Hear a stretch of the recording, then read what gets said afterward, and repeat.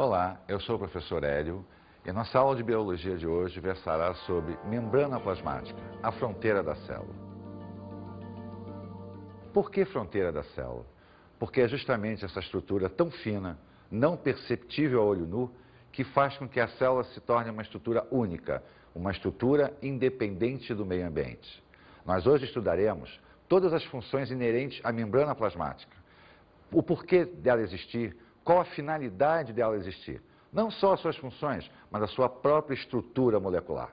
E vamos observar que todo o funcionamento de qualquer ser vivo acaba passando pelo funcionamento da própria membrana plasmática. E, obviamente, começaremos o estudo através da composição química da membrana plasmática, para que a gente possa, a partir deste momento, entender todo o funcionamento da estrutura celular e, consequentemente, todo o funcionamento do ser vivo. Qual é a estrutura? Como ela é formada? A partir de que elementos químicos? Isso foi uma discussão durante séculos.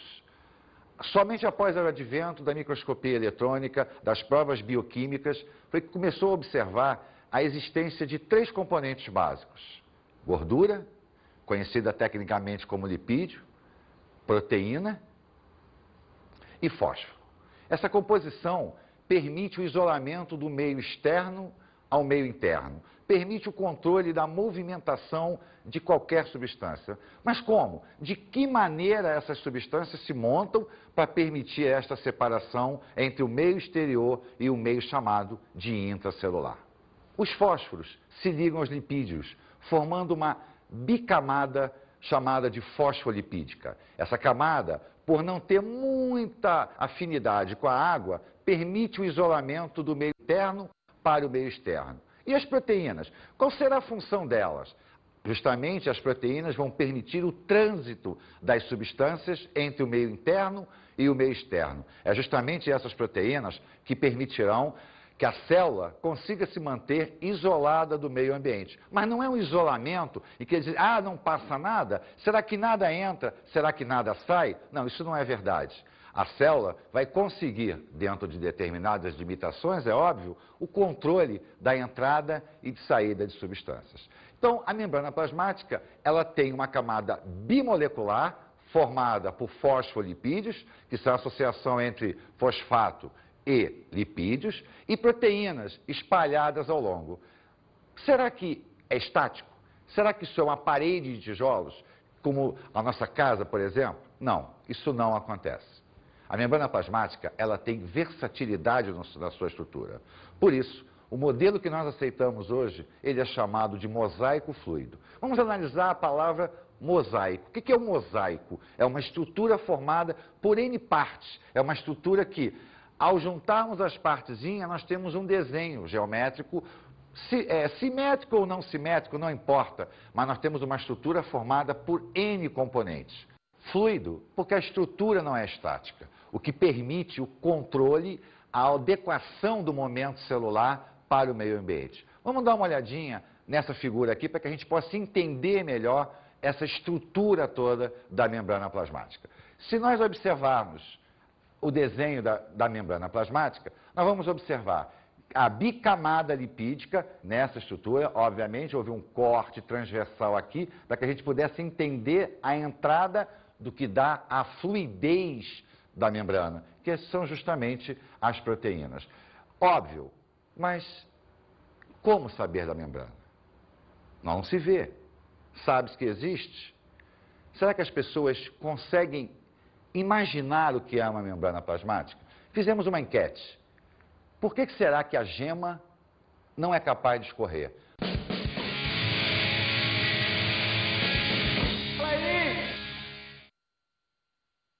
Você sabe me dizer por que a gema do ovo não escorre, cara? Que é envolto por um citoplasma que não deixa a pira sair escorrendo para fora. Quer dizer que a pira não vai escorrer porque ela é envolta no citoplasma. Exatamente. É a mesma coisa que acontece com a célula? Não. Não?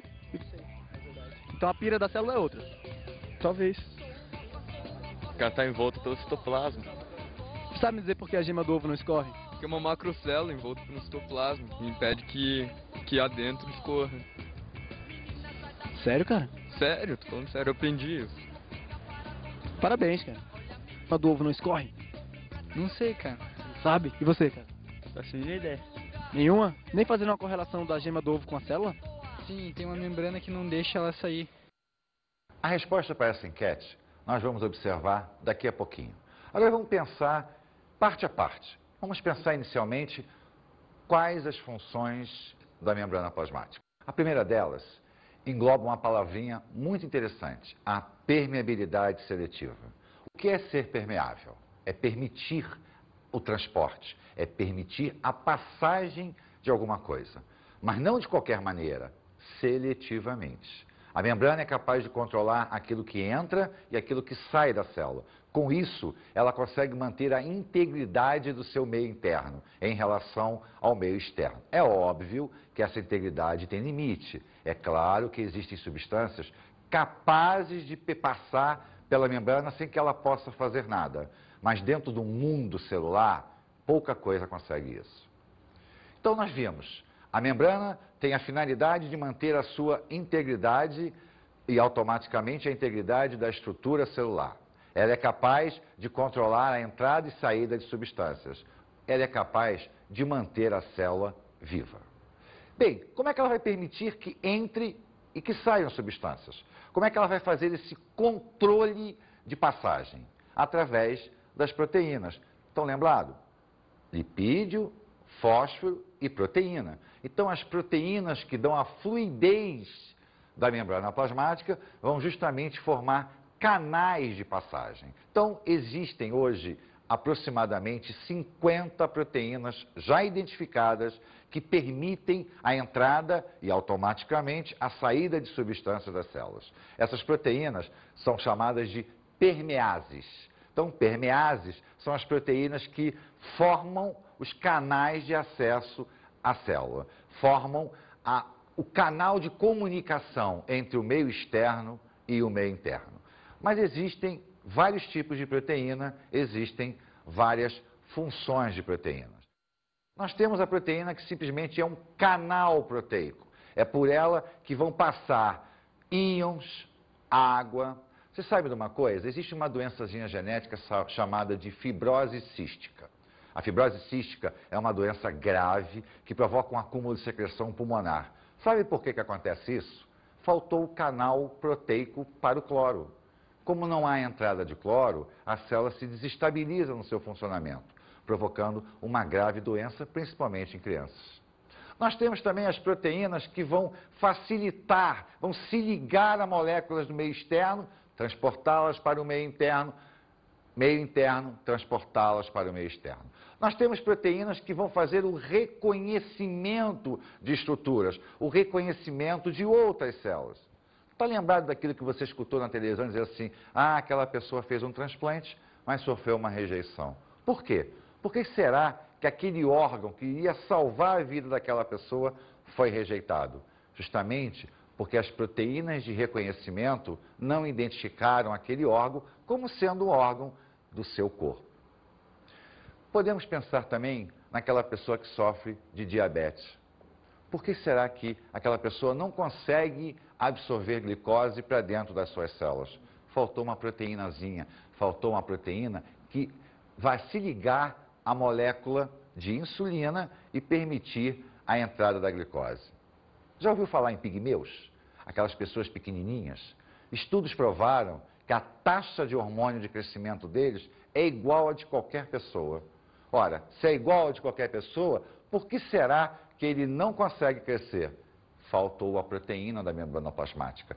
Faltou aquela proteína que ia permitir, ligando o seu hormônio, que as estruturas orgânicas crescessem. Então, repara que a falta de uma proteína, até o excesso de uma proteína, pode complicar a vida da célula. E se complicar a vida da célula, complica a vida do ser vivo como um todo.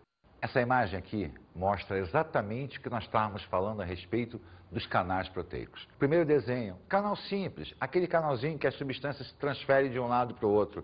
A proteína que vai se ligar na molécula de transporte, ela se liga do lado de fora, transfere para o lado de dentro. Se liga do lado de dentro, transfere para o lado de fora.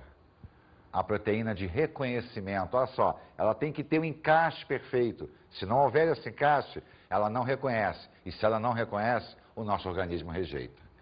E a última, a receptora, aquela que vai se ligar a uma substância e a partir dessa ligação vai permitir que outras substâncias consigam atravessar a membrana plasmática. Então observe que nós temos aqui 4 exemplos, 4 proteínas diferentes, mas que executam uma função primordial, a permeabilidade das substâncias do meio externo para o meio interno. E a água? Será que também passa por esse tipo de proteína? Esse tipo de substância, a água, tão importante para a manutenção do ser vivo, ela é transportada por um processozinho chamado de osmose. Será que a célula vai ter que se esforçar muito para que a água passe?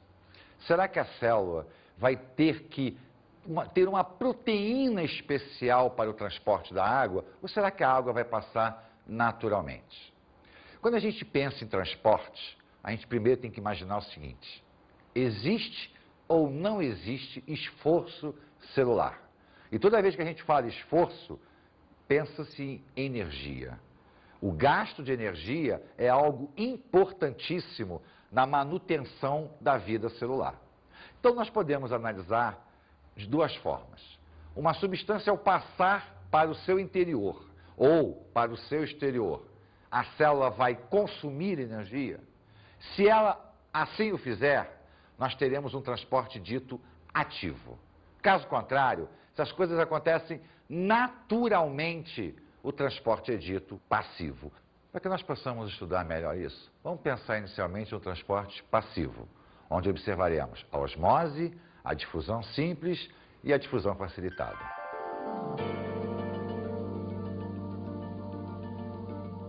Vamos acompanhar aqui no esquema para que isso fique bem entendido. Observe, nós temos um meio onde várias partículas estão solubilizadas. Essas partículas são chamadas de soluto. Se esse meio tem muito soluto, ele é chamado de hipertônico, mais concentrado. O outro tem pouquinho, hipotônico, pouco concentrado. Qual é a tendência? O lado que tem mais cede para o lado que tem menos.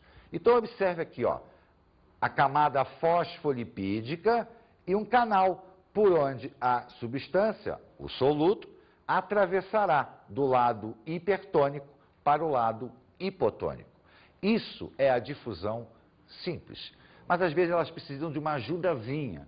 Vai entrar então a difusão facilitada, onde aquelas proteínas carregadoras, as permeases, vão ajudar a substância a passar do meio hipertônico para o meio hipotônico. Lembre-se, para que o transporte seja passivo, não pode existir gasto de energia.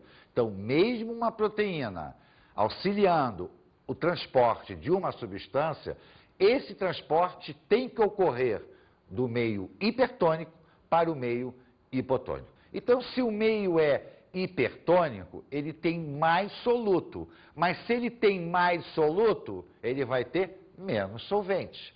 Por outro lado, se o meio é hipotônico, ele vai ter o quê? Menos soluto. Logo, ele vai ter mais solventes.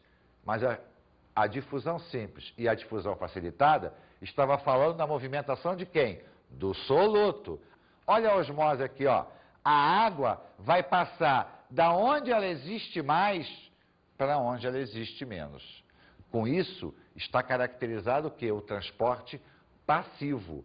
Aquele que possui mais está cedendo para aquele que possui menos. Quando eu me referir ao solvente, a terminologia será osmose.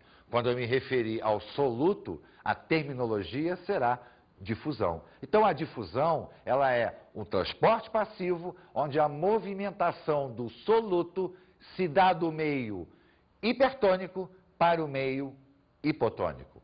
A osmose é um transporte passivo, onde a água se movimentará do meio hipotônico para o meio hipertônico.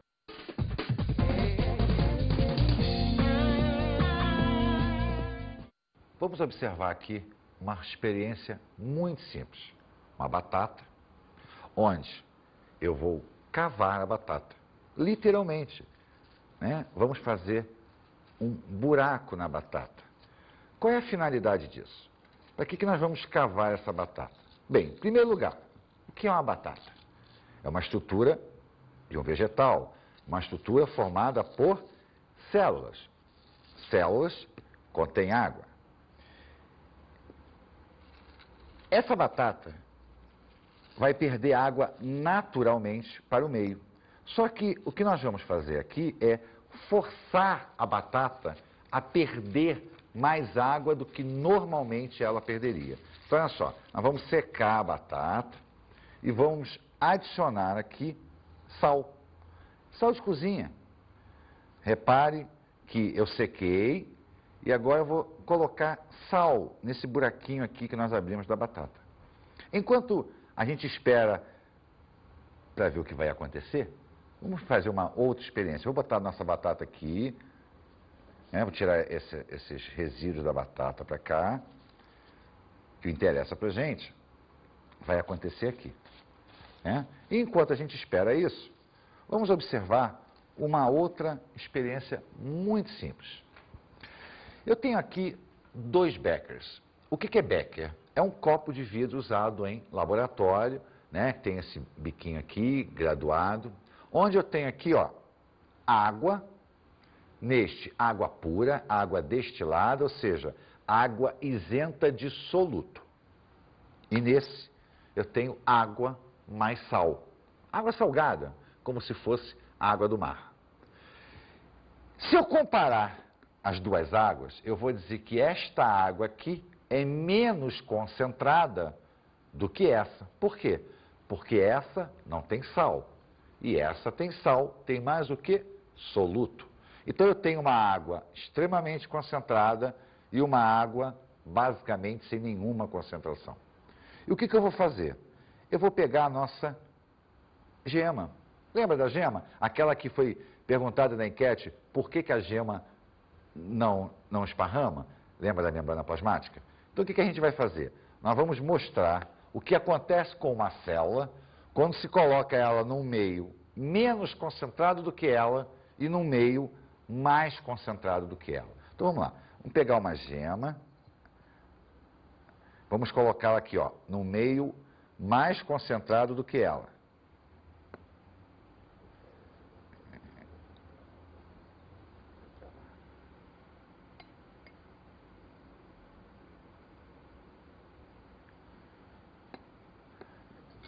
A gema é uma célula. Então, esta gema aqui foi colocada no meio, onde a concentração é maior do que ela, e esta aqui foi colocada no meio, onde a concentração do meio é menor do que ela. Lembra do hipertônico, do hipotônico? Então vamos pensar, se a água tem menos soluto do que a célula, essa água é hipotônica. A célula então passa a ser hipertônica. Se a água tem mais soluto do que a célula, a água então é hipertônica. Logo, a célula é hipotônica. Então vamos pensar, difusão. Neste caso aqui, se a célula é hipertônica, ela vai ceder os íons para a água. Em compensação, por osmose, ela vai ganhar água. Neste caso aqui, o meio é hipertônico, então ele vai ceder íons para a célula. Mas, em compensação, a célula vai ceder água para o meio. Se a célula vai ceder água para o meio, espera-se que ela murche. Se a célula vai ganhar água do meio, espera-se que a célula cresça. Vamos dar uma olhadinha na nossa batata novamente? Olha só. Lembra que nós secamos a batata? Repara que, à medida que a batata vai perdendo água, repara que o sal começa a ficar úmido. Daqui a pouquinho, isso aqui vai virar uma pocinha d'água. Por quê? Porque a batata é hipotônica em relação ao sal. Com isso, as suas células vão perder água para este sal aqui. Se você olhar para isso aqui, você vai lembrar quando você foi no supermercado e comprou aquele lombinho salgado, aquela orelha de porco salgada, a carne salgada. Isso aqui já era usado desde a antiguidade para que os alimentos não estragassem. Porque ao colocar sal na batata, você está colocando sal na superfície da carne, da batata, do alimento. E com isso você está tornando aquela superfície o quê? Extremamente hipertônica. Qualquer micro-organismo, qualquer bactéria que porventura caísse ali, perderia a água para o meio, porque o meio estava hipertônico. E com isso, morreria por desidratação. Então, essa experiência aqui mostra o que os antigos já sabiam, que ao se salgar um alimento, você vai fazer com que ele perca água. Não só o alimento, como qualquer micro-organismo que porventura aconteça de aparecer aqui. E com isso, você vai permitir que ele dure muito mais tempo do que numa situação normal. Vamos dar uma olhadinha aqui na nossa célulazinha para ver o que está acontecendo com ela. Eu não sei se vai ser possível a observação da coloração dela, mas se a gente prestar bastante atenção, a gente vai ver que a cor, que era um amarelinho bem vivinho que estava aqui, vai começar a se alterar. Esta célula aqui vai começar a ficar mais escura. Por quê? Porque a água está saindo, mas em compensação, as substâncias que estavam dissolvidas nela ficarão mais concentradas. Essa aqui, a água vai entrar. Então, o que vai acontecer com ela? O amarelo vai ficar mais claro, porque vai começar a diluir mais a célula. Essa experiência mostra que não só a água, como as substâncias presentes nela, são passíveis de se difundir através da membrana plasmática. Está lembrado da enquete? Aquela enquete que perguntava por que a gema não esparrama? Ela não esparrama por causa de quê? Da membrana plasmática. É a membrana plasmática que mantém na palma da sua mão a integridade física de uma célula que foi batizada por nós de gema. Vamos observar a nossa batata. A gente já começa a notar, ó, uma alteração na umidade junto aqui, ó. Se prestar atenção, você vai ver que aqui no centro ainda está razoavelmente seco, mas aqui na borda, ó, o sal já está bem molhado, né? Ela vai desidratar devido à perda de água para um meio que extremamente hipertônico. Duas experiências simples que você pode fazer na sua casa, né? Uma maneira tranquila de nós observarmos a movimentação da água. Será que dá para observar a movimentação soluto? Não, o soluto é mais complicado porque nós teríamos que ter mecanismos que nos permitissem a visualização do transporte iônico, o que a olho nu é extremamente difícil. Vamos falar agora do transporte ativo, aquele que ocorre o gasto de energia. E o melhor exemplo para que se possa entender um transporte ativo é nós pensarmos num processo chamado bomba de sódio, bomba de potássio. O que é bomba de sódio e bomba de potássio? Sódio e potássio são íons que existem tanto no meio externo quanto no meio interno da célula. E a tendência dela é manter um certo equilíbrio entre a concentração de sódio dentro e fora, a concentração de potássio dentro e fora. Vamos dar uma olhadinha no esquema para que a gente possa pensar naquele transporte que gasta energia. Repare que a proteína permease vai empurrar um íon contra a concentração de um meio chamado hipotônico para um meio chamado hipertônico. Ela está indo contra o que nós chamamos de quê? Gradiente de concentração. Ela está indo do lado que tem menos para o lado que tem mais. Então, para que a proteína possa fazer isso, existe a necessidade do gasto de energia. Isso caracteriza o transporte ativo. Se nós pensarmos na bomba de sódio, na bomba de potássio, nós vamos observar o quê? Que o sódio existe mais fora do que dentro. Se tem mais fora do que dentro, qual é a tendência normal dele? É entrar por passivo. A célula pega e o empurra por ativo. O potássio tem mais dentro do que fora. Qual é a tendência dele? Passivamente passar para o lado de fora. O que a célula faz? O importa. Então, o mecanismo chamado de bomba de sódio e bomba de potássio Na realidade, é a movimentação ativa do sódio e do potássio. Com isso, mantendo-se o equilíbrio da célula.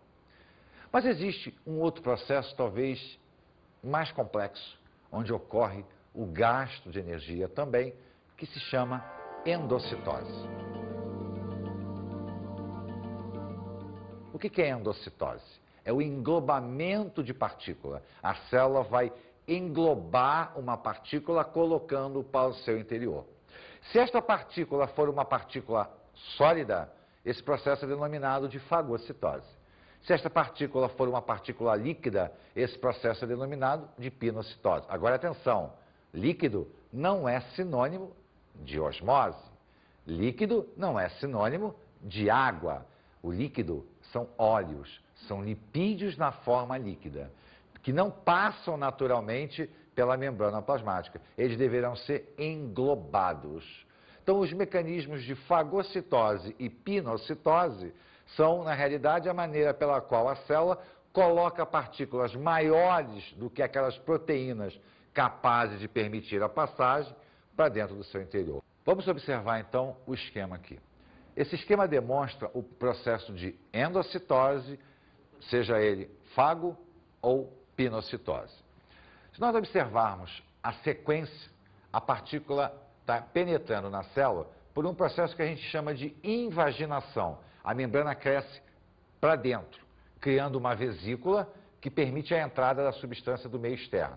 Essas partículas, então, são englobadas numa vesícula maior chamada de fagossomo, se a partícula for sólida, e o processo fagocitose. Ou pinossomo, se a partícula for líquida, e o processo pinocitose.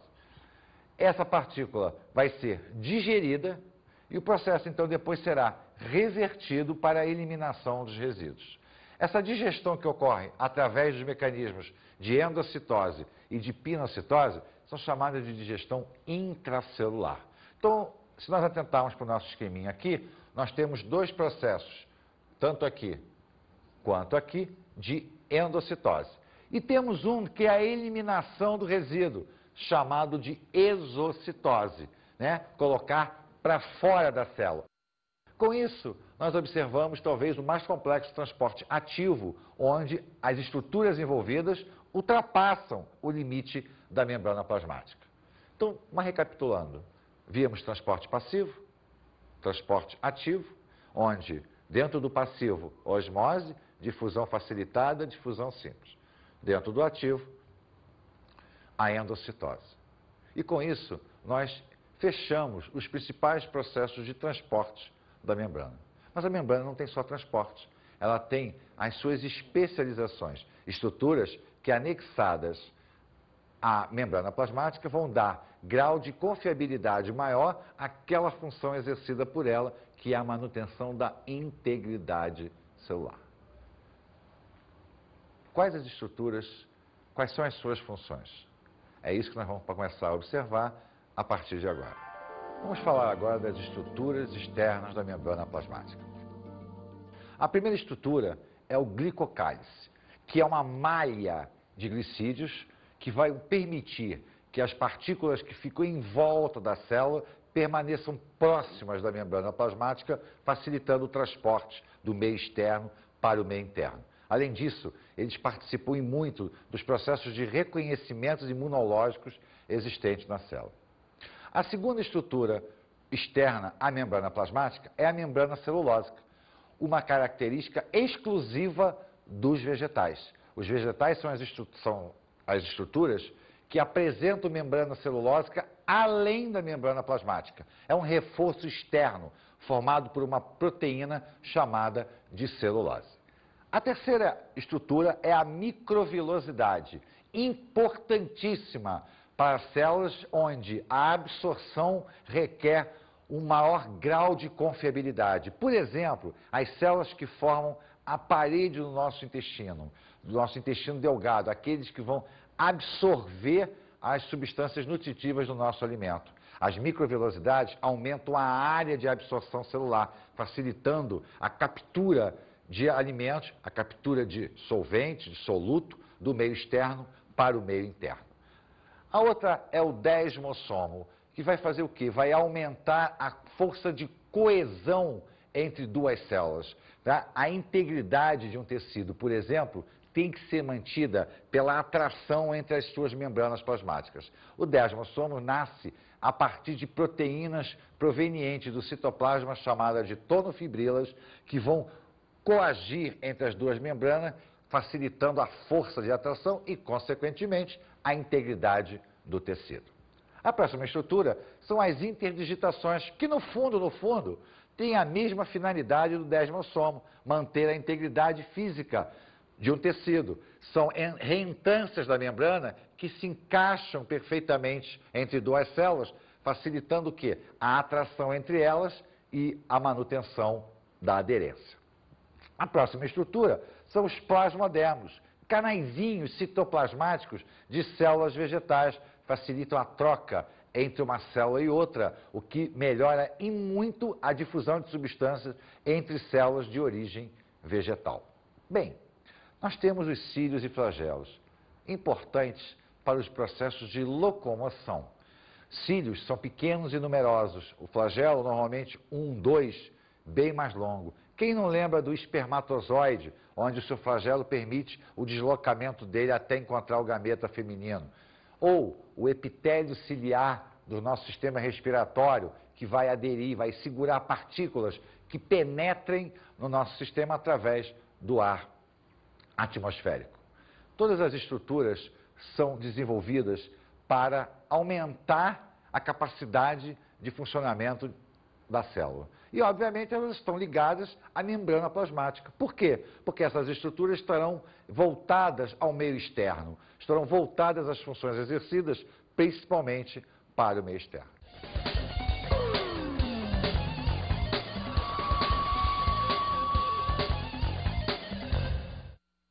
Bem, gente, como dica de estudos, eu diria para vocês, estude bastante transporte de membrana. Estude bastante transporte passivo, ativo, osmose. Isso é primordial para que você entenda não só a membrana plasmática, mas 80% de todo o conteúdo biológico do ensino médio. É extremamente importante. Não deixe de dar uma atençãozinha também às especializações da membrana. Elas fazem parte, mas o transporte, olha, ele é essencial. Faça os exercícios, releia, reveja o filme. Pare, pense, faça a experiência. Com certeza, isso vai ajudar.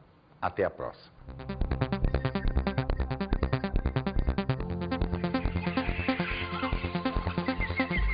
Na aula de hoje falamos sobre a membrana plasmática, fronteira do mundo celular.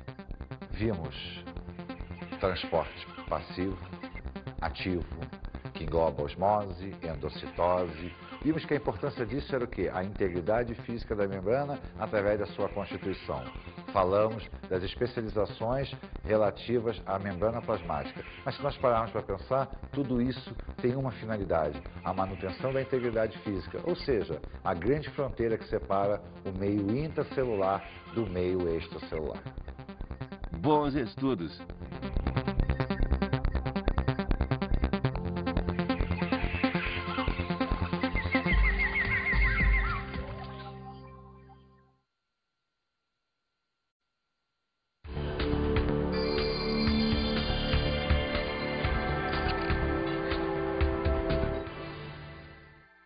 Bem, colegas, a experiência mostra para a gente que a maior dificuldade dos alunos é o entendimento da osmose, a complicação do transporte passivo, ativo, e a gente sabe que, basicamente, para ele poder entender funções, funcionamento de artrópodes, ou o que seja dentro do conceito de fisiologia, essa base é importantíssima.